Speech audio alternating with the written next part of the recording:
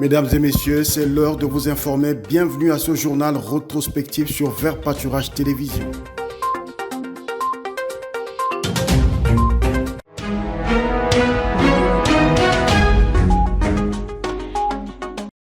Les combats entre le M23 Rwanda et les forces armées de la République démocratique du Congo ont repris depuis tôt sur les lignes de combat dans les territoires des Massissi. Les affrontements sont signalés notamment sur les axes Massissi Centre, Ngungu, Kibati Kingisake. L'armée congolaise tente de récupérer les localités conquises par les rebelles du M23 à Sake. Les FARDC déjouent la tentative de débordement de l'ennemi pour s'emparer de la cité de Sake. Le président de la coordination territoriale de la société civile des Massissi appelle les gouvernements à renforcer en hommes et en munitions les forces armées de la République démocratique du Congo et les Wazalendo. En tout cas, dans les Massissi et à Massissi Centre, il y a des affrontements. Il y a les FARDC et les Wazalendo qui sont en train de mener des combats autour de Massissi et le bilan n'est pas encore connu et le résultat n'est pas encore probable. À ce terre, ils sont en train d'échanger des tirs donc aux alentours de Massissi et sur toutes les colonies qui se plombent de Massissi. Mais aussi, on peut signaler des combats autour de Sake, en allant vers Mouchake, mais aussi vers l'axe Ngungu, Ruangara et axe Numbi. L'initiative est des FARDC et Wazalendo. Ce sont eux qui ont mené les attaques et qui ont commencé pour exercer un peu de force afin de contraindre le M23 de quitter les entités conquises. Hier, il y a eu des bombes qui sont tombées à l'hôpital au niveau du garage et aux alentours des bureaux, donc des résidences des administratifs là-bas. Il y a eu 3 blessés. Il n'y a pas encore un bilan de décès. Pourvu qu'il y ait des renforts, en hommes surtout et aussi en munitions, les FARDC sont à bonne position et le Wazalendo de conquérir certaines localités aujourd'hui. Pendant ce temps, au Sud Kivu, la situation humanitaire est préoccupante dans plusieurs villages du territoire des Kalehe. Plus de 250 000 personnes fuient les affrontements entre les FARDC et le M23 Rwanda.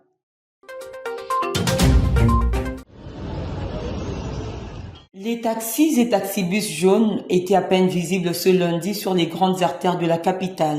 Les conducteurs ont durci le mouvement de grève en dépit des avertissements du gouverneur de la ville Daniel Bumba aux associations des transporteurs de la capitale lors d'une réunion le dimanche. Une marée humaine était visible dans différents arrêts de la capitale, ce qui a poussé certaines personnes à parcourir de longues distances à pied. Cette situation de crise profite aux motocyclistes qui doublent soit triplent les prix des courses. Il faut rappeler qu'au cours de la réunion du dimanche 19 janvier, le gouverneur de la ville de Kinshasa avait attiré l'attention des conducteurs de transport en commun sur le fait que la grève devrait suivre une procédure normale en vue de ne pas retomber dans le cas de grève sauvage. Daniel Bumba a en outre exhorté les syndicats de transport à sensibiliser leurs membres sur l'importance de respecter la nouvelle grille tarifaire.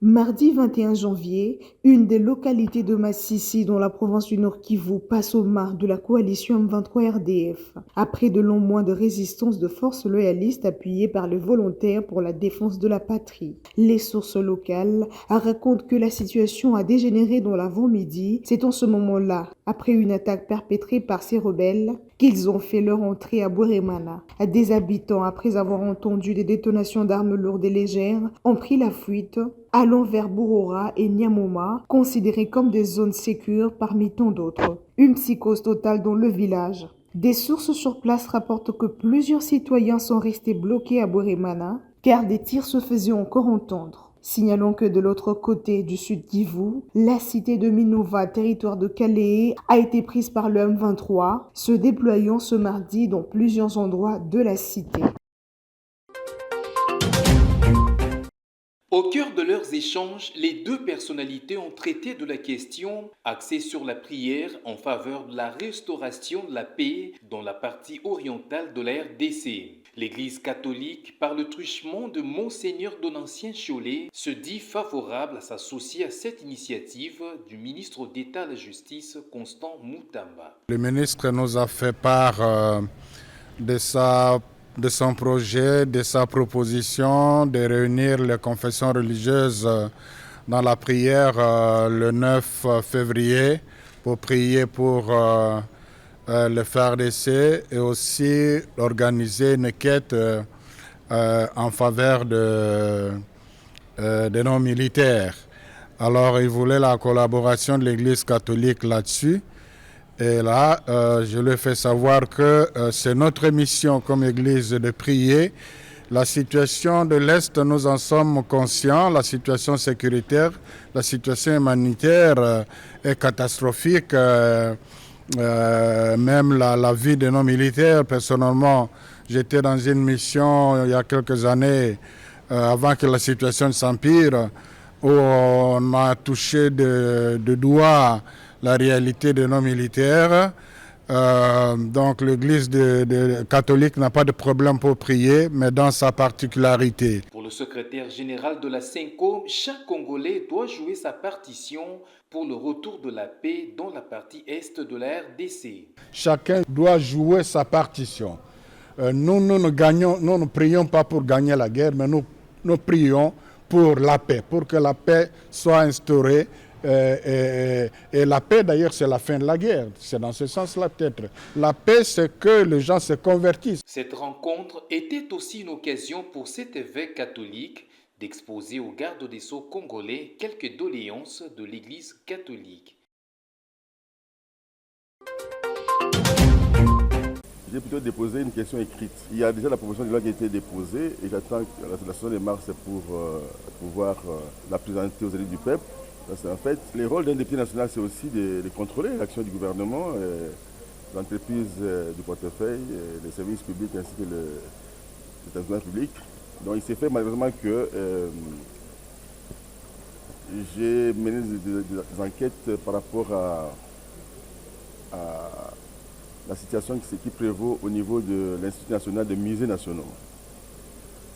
Et donc il y a un DG AI qui a reçu l'instruction de sa hiérarchie, je parle de la ministre de la Culture, Art et Patrimoine, interdisant au DG de poser des actions, parce qu'il est DG AI.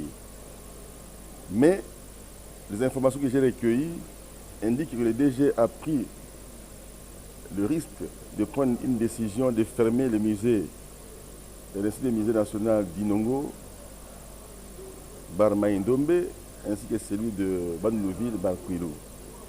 Et donc, lorsqu'il ferme le musée, ça veut dire qu'il renvoie les gens au chômage. Et ça veut dire qu'il travaille, n'est-ce pas, en contradiction avec la vision du chef de l'État. C'est pourquoi je l'ai interpellé. En déposant cette question écrite, j'attends de lui les réponses. Parce qu'au moment où les gens sont payés normalement, n'oubliez pas que je suis membre de la commission ECOFIN, je sais que les budgets ont été positionnés pour que ces gens soient payés. Ils ont toujours touché leur salaire. Mais pourquoi un DG AI peut-il prendre le risque de mettre les gens au chômage et puis il est fait sans pour autant respecter la hiérarchie. Donc il a outrepassé ses compétences. C'est pourquoi j'attends de lui des réponses.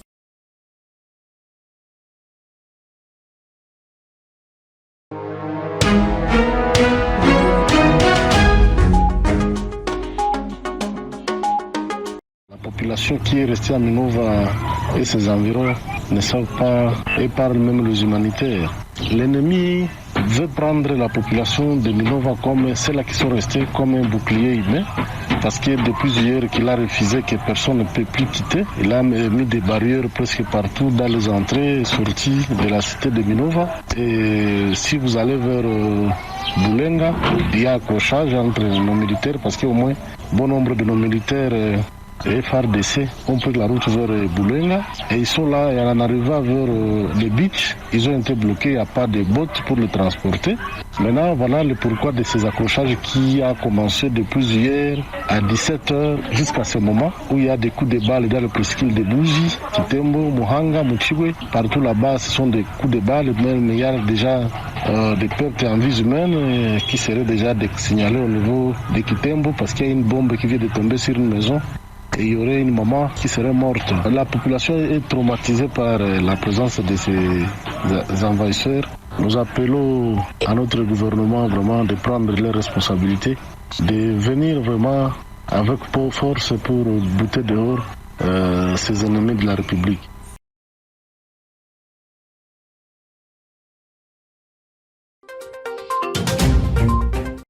Le Le programme de développement de 145 territoires initié par le chef de l'État laisse ses empreintes en Ituri. Dans le territoire d'Irumu, un nouveau bâtiment administratif a vu le jour. Ceci dans le cadre de l'amélioration des conditions de travail du personnel de ce territoire. C'est l'administrateur militaire d'Irumu, le colonel Siro Simba, qui a procédé à la coupure du ruban. Ce bâtiment administratif n'est que le 20e projet des 19 autres réalisations réceptionnées et qui sont déjà opérationnelles. Que le chef de l'État trouve ici l'expression de notre gratitude. La situation de stabilité a permis la réalisation des ouvrages cités si haut au chef-lieu du territoire du Michel Ramazani, chef d'antenne du bureau central de coordination, s'est réjoui de cette œuvre. Aujourd'hui, nous allons remettre les clés pour l'usage de ce bâtiment administratif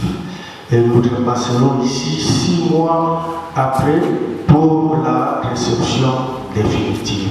Même sentiment exprimé par le député provincial élu de la région, Isaac Lebissabo. Les filles et fils d'Irum, ils ont compris l'importance de la paix.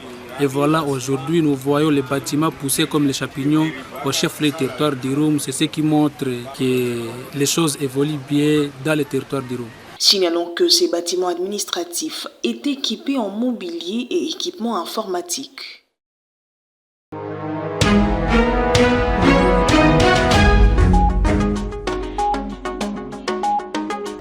Wale ni majeshi wa FARDC ambao wanakuwa wakipiga adui sehemu za huko Sake. La cité de Sake et la ville de Goma ont été tourmentées ce jeudi par de rudes combats opposant les forces armées de la République, appuyées par la MONUSCO, les Wazalendo, les éléments de la SADC et de la FNB aux rebelles du M23 et leurs supplétifs. Selon certaines sources, la cité de Sake aurait été prise par le rebelle dans l'avant-midi. À 11h, la situation faisait état de la présence de rebelles M23 dans cette cité stratégique située à quelques kilomètres de la ville de Goma. Ces derniers s'approchaient de Mubambiro dans le but d'atteindre Goma. Une panique a saisi la ville, paralysant les activités administratives, scolaires, économiques et autres. De chars de combat ou autres renforcements en artillerie lourde étaient visibles dans la ville. Vers 14h, heure de Kinshasa, d'autres sources rapportaient que l'ennemi serait délogé de la cité de Sake. Selon les mêmes sources, quelques rebelles ont été capturés, parmi lesquels se trouvaient les éléments de l'armée rwandaise, ougandaise et kenyane. Aucune communication officielle n'a été rendue publique, sauf la présence du gouverneur militaire au front pour encourager les forces armées qui ont démontré leur engagement en tout optimisme. Notez du moins qu'une foule immense s'est déplacée vers Goma dans des conditions inhumaines.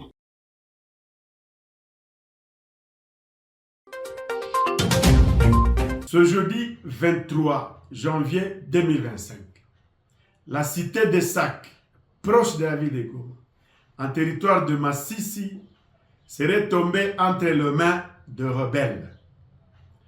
La société civile demande à la population de Goma que, quelle que soit la situation sécuritaire, humanitaire et sociale, de ne pas paniquer, de ne pas quitter la ville de Goma, qui est devenue d'ailleurs en entièreté un foyer de camps et sites de déplacés en provenance des territoires de Rutshuru, de Nyiragongo, de Masisi pour le Nord Kivu et actuellement le territoire de Calais dans le Sud Kivu.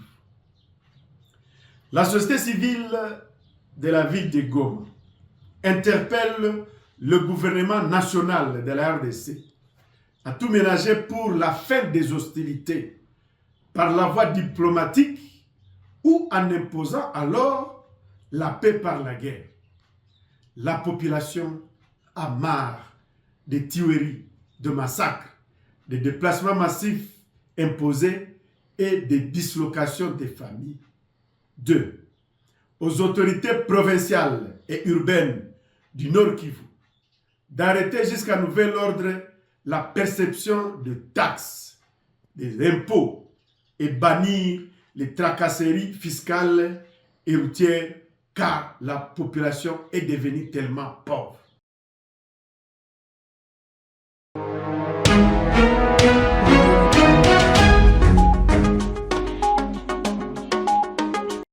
La situation reprise en main par les forces armées de la République démocratique du Congo. La contre-offensive pourrait conquérir certaines localités a été lancée. Confirmation du gouverneur Jean-Jacques Porossi. La situation, elle est bonne. Comme on l'avait dit, les forces de défense et de sécurité avaient fait un repli stratégique par rapport à quelques localités, notamment à Minogo, Numbi, Lumbi. Mais elles ont récupéré, donc elles ont repris, elles se sont repositionnées et repris la situation en main progressivement. C'est comme ça que la situation se stabilise. Pour de défense et de sécurité rassure la population. On est tous très contents que les choses se passent comme ça. Parce que comme vous le savez, le président de la République, chef de l'État, a donné des instructions fermes et claires. Vous dites force de défense et de sécurité. Et nous avons tous reçu des instructions claires, des indications claires quant à l'attitude à adopter. Et nous rassurons la population. Force de défense et de sécurité évolue très bien. Et c'est ça la calmie que vous avez constatée tous sur le terrain. Oui, l'aide humanitaire est encore nécessiteuse. Enfin, nous sommes en train de nous organiser avec l'appui et la collaboration du ministre national des Affaires sociales et de l'action humanitaire. Une mission est en train d'être préparée afin d'apporter l'assistance aux personnes déplacées. À ce jour, vous confirmez que la contre-offensive a été lancée sur toutes les lignes? La contre-offensive, elle est lancée, elle progresse dans la bonne direction, mais comme je l'ai dit tout à l'heure, on ne peut pas donner tous les détails opérationnels et aux intimidations des acteurs sous-régionaux et internationaux. Ici est noté que nos forces armées sont sur la ligne des combats pour bouter dehors les rebelles du M23 soutenus par l'armée rwandaise.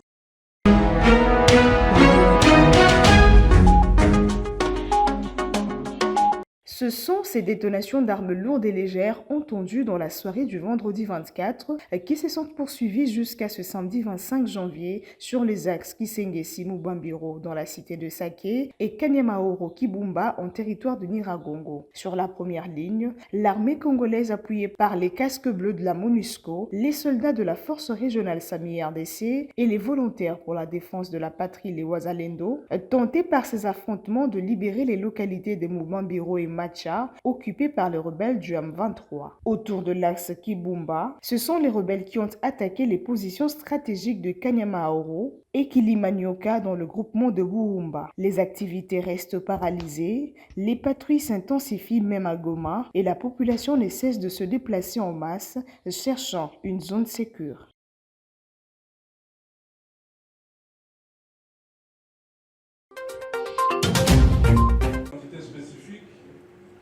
Au revoir patron, j'abandonne est un ouvrage qui offre l'opportunité à toutes les catégories de la population à se lancer dans l'entrepreneuriat, quel que soit son domaine. Il s'appuie sur l'idée du chef de l'État qui encourage la jeunesse à créer des emplois. Il a été baptisé par Claude Ibalanki, ambassadeur itinérant du chef de l'État. Son auteur Jackson Ngunda Isonja indique que son œuvre oriente les jeunes à réussir dans les affaires. Nous avons parlé de la possibilité de pousser les jeunes, de pousser les citoyens congolais à s'auto-prendre en charge.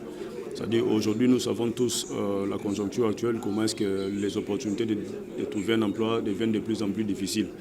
Même pour nous qui venons de la diaspora, nous avons remarqué à chaque fois que nous avons les étudiants sur le marché de l'emploi, ils sont tout le temps confrontés à un sérieux problème d'embauche.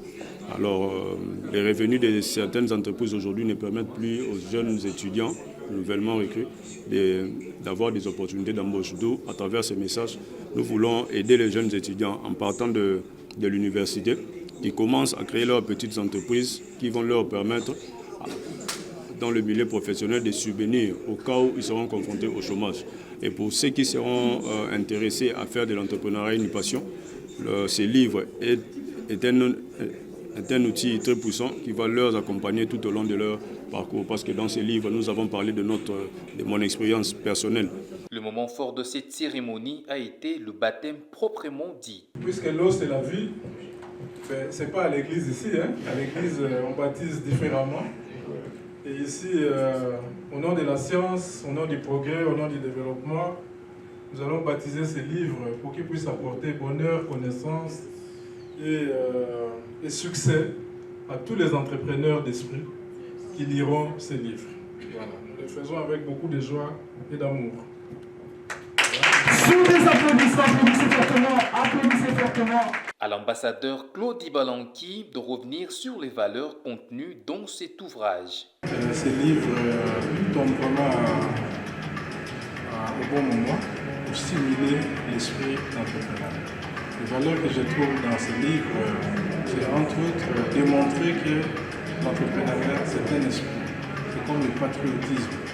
Il n'est pas seulement entrepreneur, c'est lui qui fait une activité commerciale ou industrielle, mais être entrepreneur, c'est lui qui a l'esprit d'entrepreneuriat, qui sait entreprendre, quel que soit son domaine d'activité ou son domaine d'opération.